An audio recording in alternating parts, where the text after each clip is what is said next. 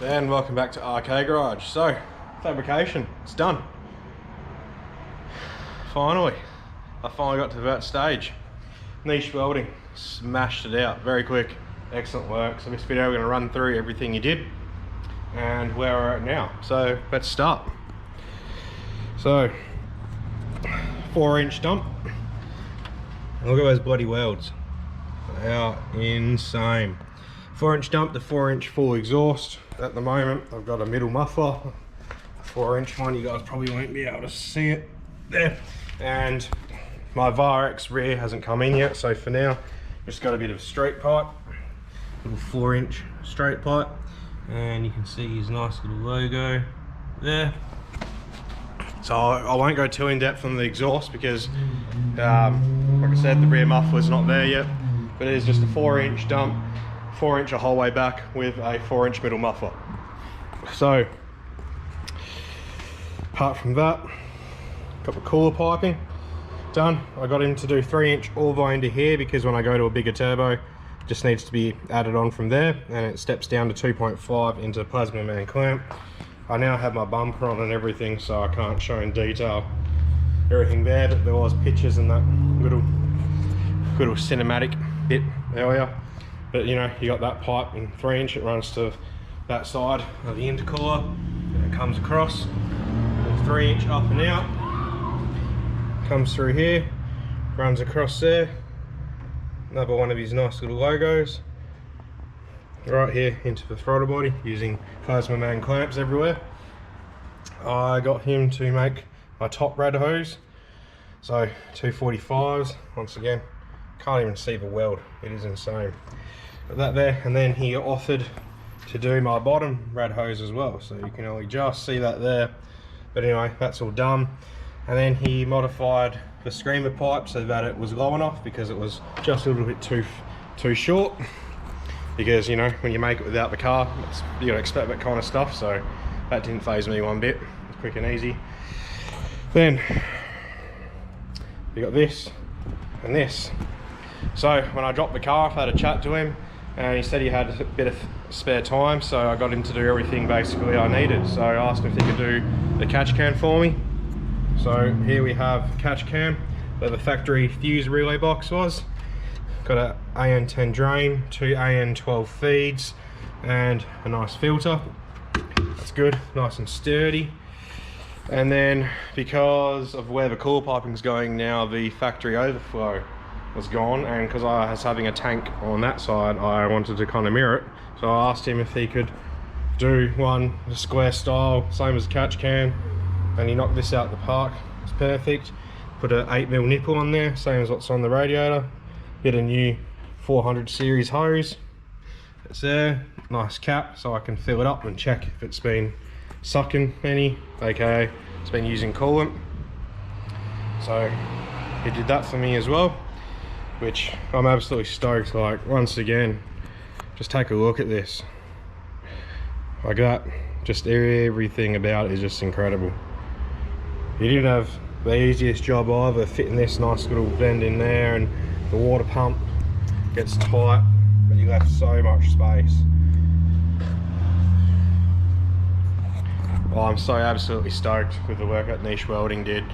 So if anyone needs anything done, yeah, and you're in WA, or even if you want to post something to him that can be, you know, describe what needs to be done over the phone or messages or pictures or whatever, 100% guarantee that he will do the work that you're after. So here's one of his business cards.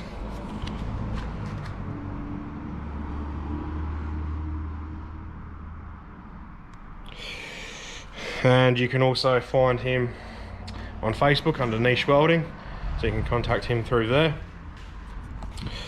Oh yeah, and I also got him to extend, ignore this, I've just been tidying up in here. I got a second shifter linkage for this because, as you can see, it's slightly forward. Extending at 30mm will get this dead center. So did that. I'll see how I go with this, if it's too close to the radio, because it all depends on the driver's position and whatnot. So I got him to knock that out as well. The car will be going back to him to get the rear muffler and exhaust tip. I've got a nice big 5-inch dump which fills the exhaust cutout beautifully. Might have it in here. Here we go. So this is one of those Reaper brand, whatever it is, 5-inch dump, so that'll sit, you know, in there, and this absolutely fills that gap nicely. And then from Ben Brothers I got a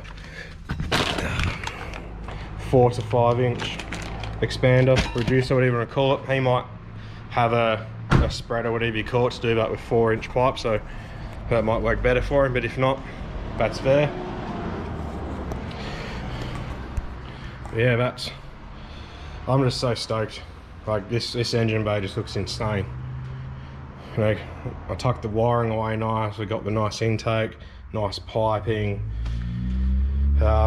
Yesterday I went and got AN12 lines. I went stainless lines with black fittings.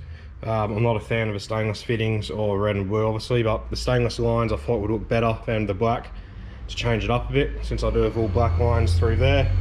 You know, bit of stainless throughout here. You got piping, you got the master seal lid, you got the clutch reservoir, you know, you got that lid there, dipstick. Yeah, I thought that'll be good to change it up. I'm happy with that anyway. I reckon that looks really good. So now I just need to get it onto the dyno. Justin, my tuner, hit me up after he saw Niche's post asking if I wanted a hand to tune it, and obviously naturally I told him it was going to him anyway. I said I was going to street tune it, street break the motor in. He said don't worry about that, bring it to him, we'll get it on the dyno, we'll break it in. And he wants me to do 500 Ks on it, obviously changing the oil after we break it in. 500 Ks, change the oil, take it to the dyno, and then that's when we will go full send and see exactly what we can get out of this combination. See what this little baby turbo can do. I'm really looking forward to having a bigger turbo there, but not the lag. But yeah, so that's basically where we're at. Just got to wait for Justin to have some time on the dyno. I'm changing to 2-in-1s, which is great, because now that this is done I don't need all that extra money coming in. Well, I do have the backyard to do, but can slowly save that. Some more time to be home. That's one less video an hour I got to make, which keeps the pressure off. Can spend more time with the misso and relax, and drive this more, do more events, you know, try to get some decent videos, better videos for you guys, instead of smashing out 4 in a week and editing them all and getting work done and then spending time with the misso getting the house chores done, you know, goes on and on and on. But yeah, so basically this is where I'm going to end the video, and once again I'll end it on a little montage.